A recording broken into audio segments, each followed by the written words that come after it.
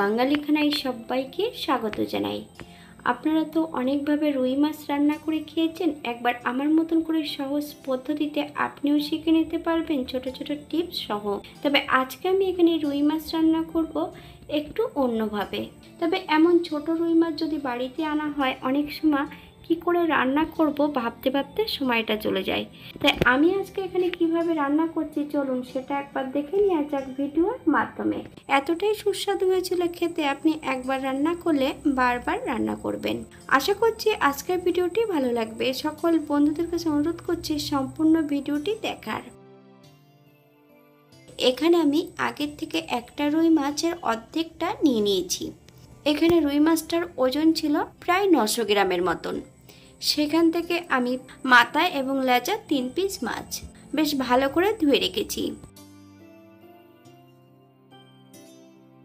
Half চামচ লবণ, half চামচ হলুদ গুঁড়ো বেশ ভালো করে লাগিয়ে নিতে হবে। 10 মিনিটের জন্য রেস্টে রেখে দিতে হবে। আপনাদের হাতে যদি সময় থাকে বেশি, আপনারা বেশি সময় রেখে দিতে পারেন।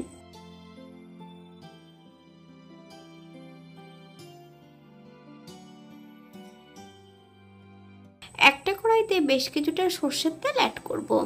তেল গরম হওয়া পর্যন্ত অপেক্ষা করতে হবে। হাফ চামচ লবণ।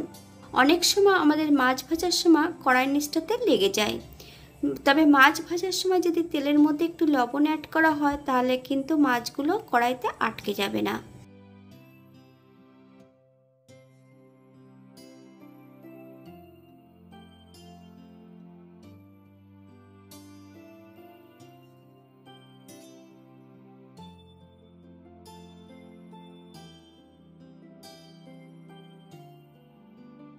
উল্টিয়ে পাল্টিয়ে বেশ ভালো করে মাছগুলোকে ভেজে নেব। আপনারা আপনাদের পছন্দ মতন মাছগুলো ভেজে নিতে পারেন।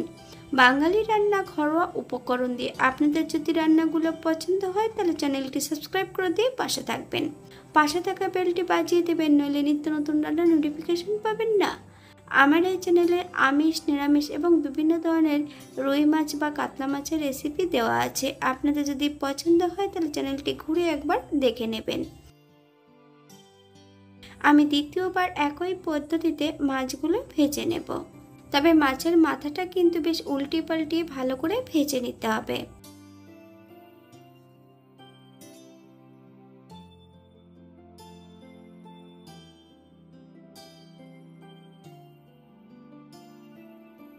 একই তেলে বেশ কিছুটা আলু এখানে আমি ভেজে নেব।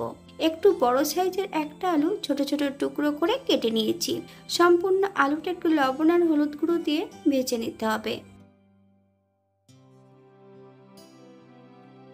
আপনারা এর থেকে কম বেশি ভেজে নিতে পারেন। একই তেলে রান্না করব। ফোড়নে রেখেছি সাদা জিরে। ফোড়ন থেকে সুগন্ধ বেরোলে সম্পূর্ণ জিরেটা তেল থেকে একটা পাত্রে তুলে রেখে দেব। একই তেলের মধ্যে আমি ফোড়নে রেখেছি রাঁধুনি। ফোড়ন থেকে সুগন্ধ বেরোলে একটা বড় সাইজের পেঁয়াজের অর্ধেকটা বেশ কিছুটা কাঁচা লঙ্কা ফালি দিয়ে নিয়েছি, আর একটা টমেটোর অর্ধেকটা বেশ সরু সরু করে কেটে অ্যাড করেছি। আপনারা যদি টমেটো পছন্দ করেন তাহলে পরিমাণে বাড়িয়ে দিতে পারেন। হাফ চামচ লবণ, আপনার স্বাদ অনুসারে লবণটা অ্যাড করবেন। মিডিয়াম আঁচে বেশ কিছু সময় ধরে ভেজে নিতে হবে। আপনারা একবার স্ক্রিনের দিকে ফলো করবেন। তবে এমনভাবে মাছ রান্না যদি আপনাদের জানা না থাকে, একবার জেনে নিলেই কিন্তু রান্না করতে সুবিধা হবে।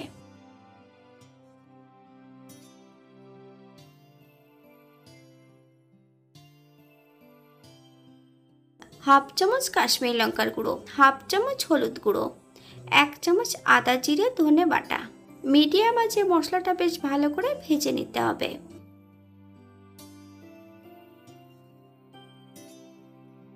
ভেজে রাখা সম্পূর্ণ আলুগুলো অ্যাড করব। মশলা সহ আলু দিয়ে বেশ ভালো করে ভেজে নিতে হবে।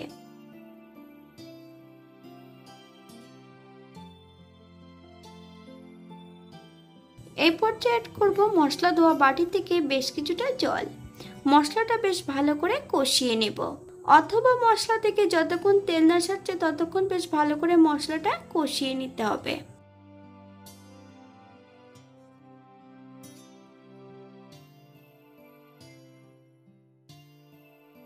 মশলা থেকে তেল ছেড়ে দিয়েছে। ভেজে রাখা সম্পূর্ণ মাছগুলো অ্যাড করব। মিডিয়াম আঁচে বেশ কিছু সময় মশলা দিয়ে মাছ দিয়ে বেশ ভালো করে কষিয়ে নিতে হবে।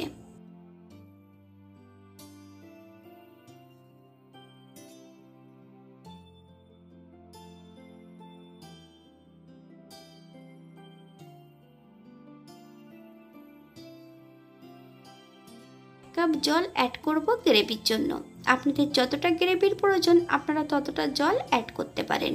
হালকা হাতে নেড়ে চেড়ে মাছগুলোকে সেট করে দিতে হবে। আলু কিন্তু মশলা কষানোর সময় কিন্তু সেদ্ধ হয়ে গেছে। 5 থেকে 7 মিনিটের জন্য ঢাকা দিয়ে রেখে দেব।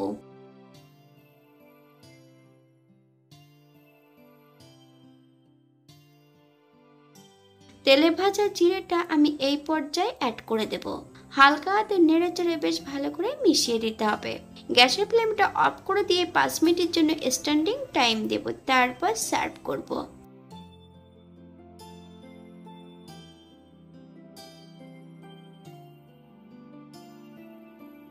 এটা দেখতে যেমন ভারী সুন্দর ছিল, এটা গরম ভাতে খেতে কিন্তু অসম্ভব ভালো হয়েছিল। আপনারা বাড়িতে একবার একই পদ্ধতিতে বানিয়ে নেবেন। আমি এখানে যে উপকরণগুলো অ্যাড করেছি আপনারা এর থেকে কম বেশি করে নিতে পারেন, বা অন্য মশলা যদি পছন্দ করেন তাহলে অ্যাড করতে পারেন।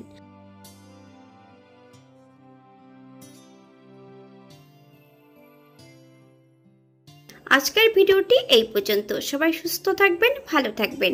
অন্যদিন নতুন রেসিপি নিয়ে আপনাদের সামনে আবার আমি হাজির হব। নতুন ও পুরনো সকল বন্ধুদের অসংখ্য ধন্যবাদ ভিডিওটি দেখার জন্য।